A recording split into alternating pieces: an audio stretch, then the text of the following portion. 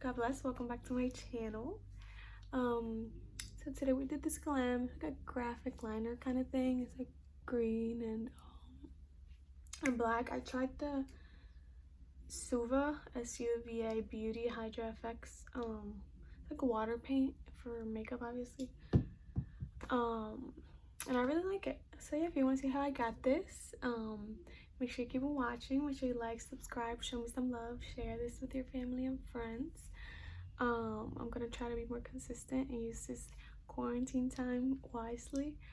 And yeah, let's just get started.